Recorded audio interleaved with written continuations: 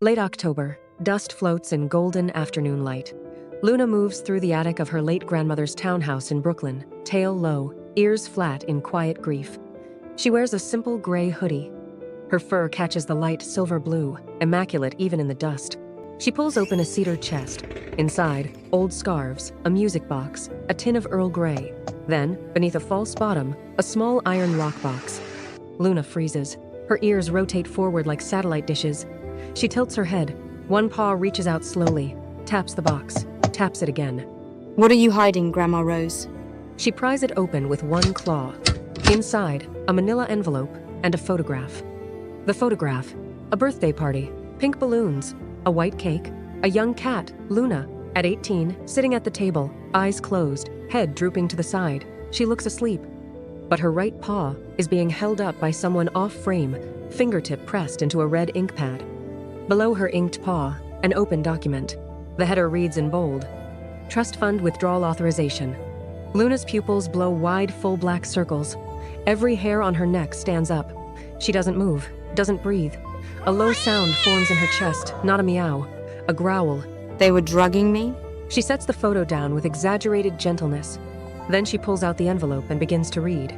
Close-up of the trust document, the numbers, $5 million, beneficiary, Luna, Ashit. She sits down hard, tail wraps tight around her paws. For 10 years, they told me I had narcolepsy, that I'd fall unconscious on my birthday. 10 years. They were lying to me the whole time.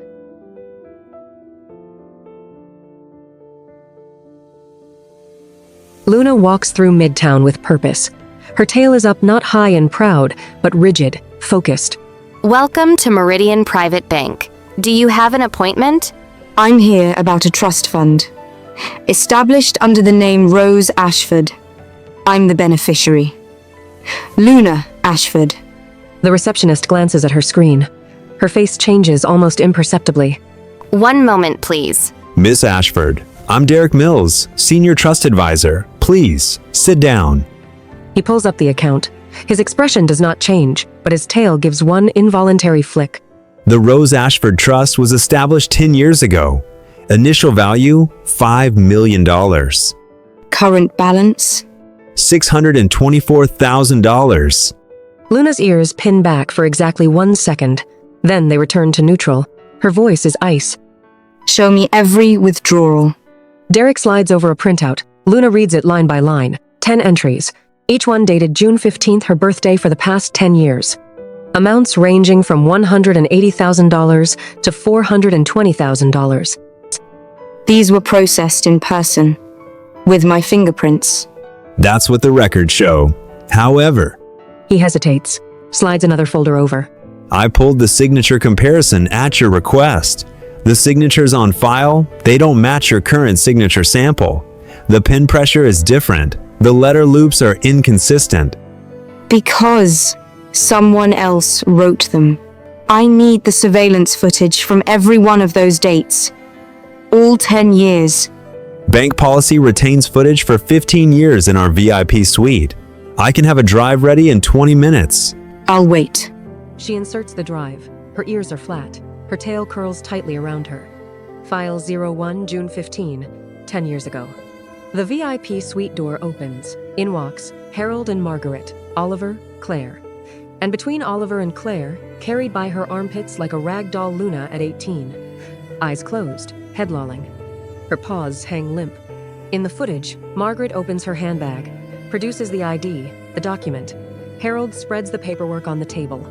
Claire, calm as a surgeon, opens a small tin of red ink. Oliver lifts Luna's limp right paw, guides the fingertip into the ink, presses it onto the signature line. Margaret takes the pen, bends over Luna's form, writes the signature in 3 seconds flat. Margaret looks up at the bank employee and smiles. She has narcolepsy. That's why she's had to authorize us to handle the withdrawals for her. Poor little thing. The bank employee nods sympathetically. She opens File 02, File 03, File 04. Each one identical in choreography, only the amounts change. She closes the laptop, sits in the dark for a long moment. Then she reaches for her phone, opens the camera roll, finds the voice memo she recorded of her mother's call from 3 days ago.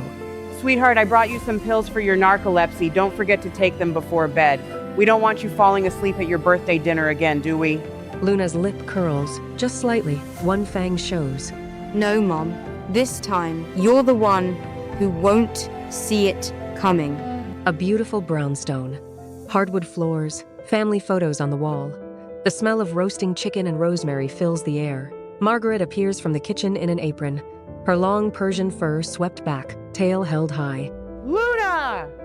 Oh, you look tired, baby. Come in, come in. I made your favorite, the lemon roast. Claire descends the stairs, looking polished white Burman coat brushed to perfection, diamond collar glinting. She extends both paws to Luna with a warm smile that doesn't quite reach her eyes. Luna, I got you a little something. Early birthday gift. She produces a small box, a bracelet, cheap. Luna takes it, turns it over in her paws. They stole my money every year and still gave me the cheapest birthday gift they could find. That's my family. Luna smiles, her eyes do not. Dinner, candles, everyone animated, laughing. Harold refills wine glasses, telling old stories. Oliver does his impression of their old neighbor. Claire laughs right on cue. Luna eats. Listens, watches.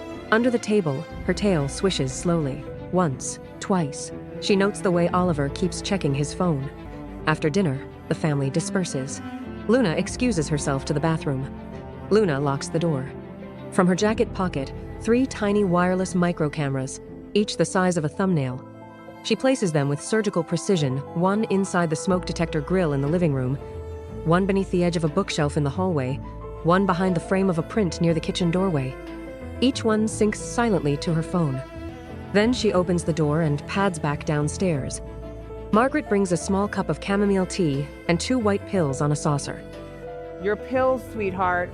Don't forget. Doctor says consistency is everything with your condition. She places both pills in her mouth with a practiced motion.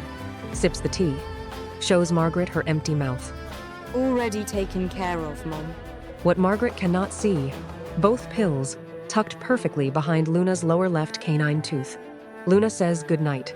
Goes upstairs, quietly drops the pills into a small Ziploc bag she brought for exactly this purpose.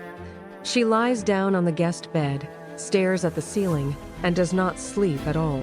Then her phone showing 3 live camera feeds, all active, all recording. Afternoon.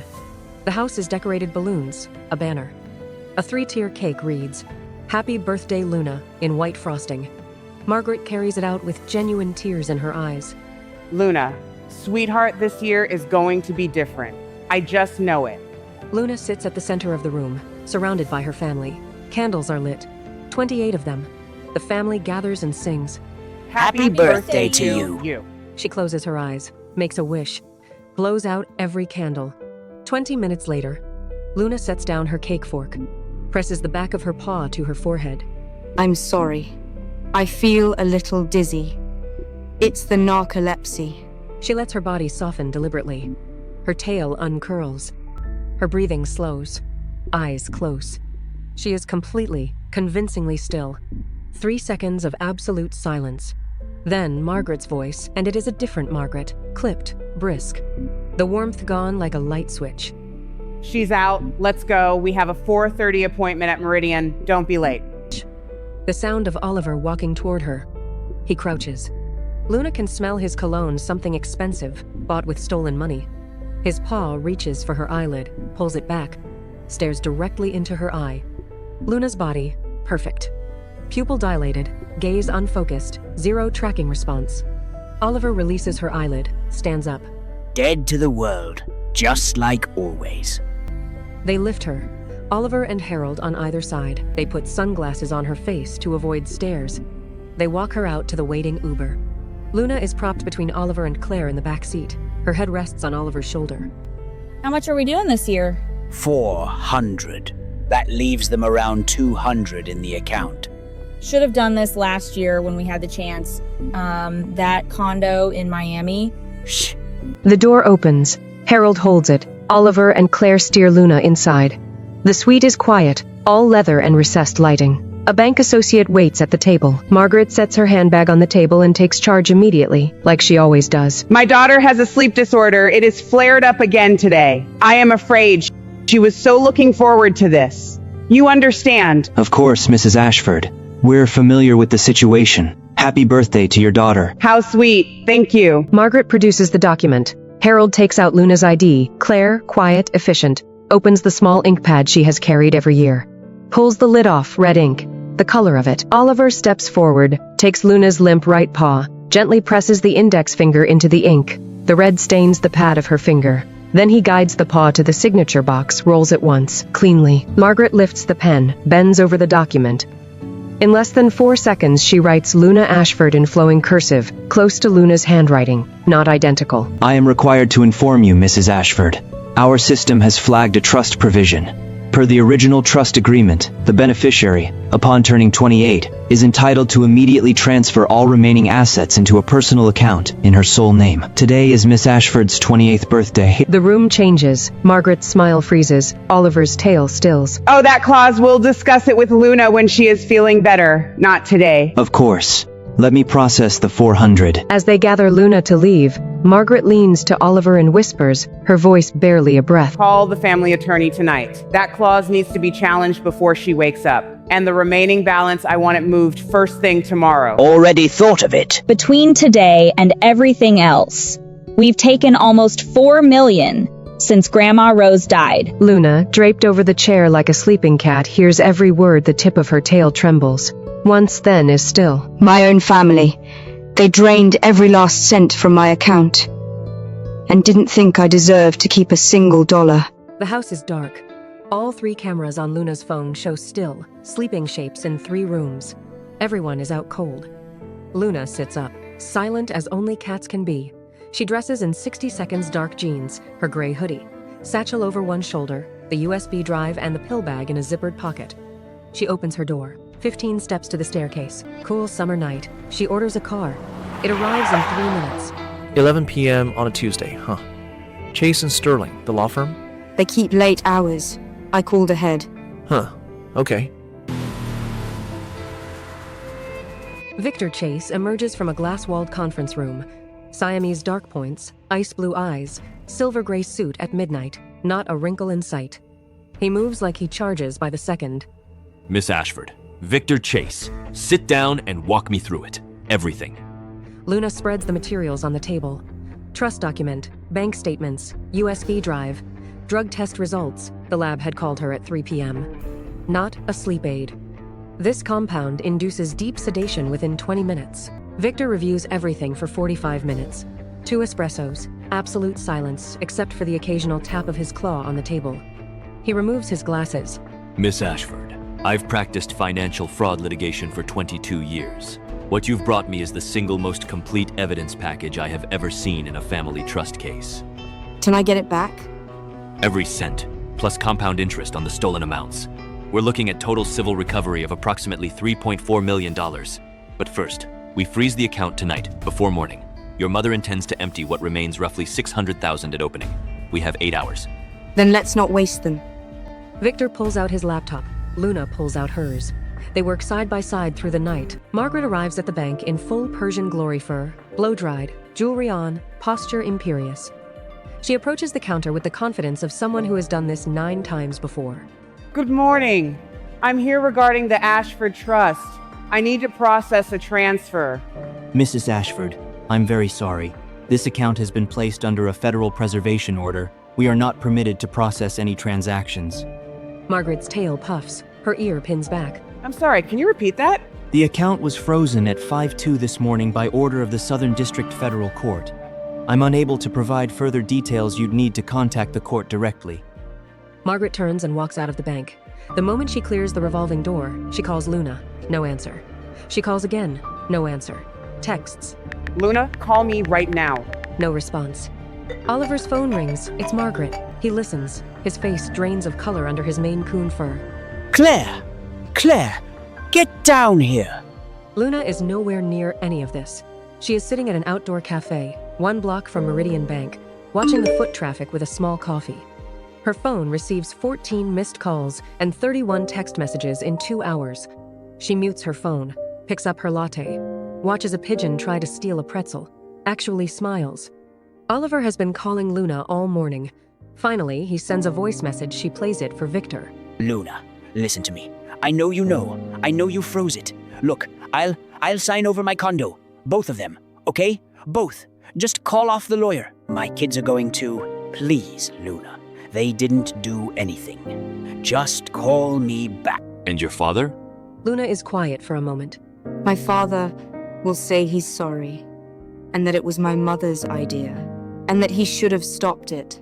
Will any of that change your decision? Long pause. Luna's tail wraps around her paws, that small, self-contained gesture of a cat being honest with itself. No, because sorry doesn't give back 10 birthdays. Then let's go to trial. Luna sits alone before the proceedings begin. She opens her satchel and removes the iron lockbox, runs her paw along its edges. She has checked it a dozen times, but something about it still feels incomplete. She flips it upside down, presses her claw along the base seam. A thin gap so thin you'd only find it if you were looking. She pries it open. Inside, a folded letter, paper yellowed, handwriting shaky but precise. She unfolds it, begins to read. My dearest Luna, if you're reading this, you found the truth. I am so sorry I couldn't tell you in person.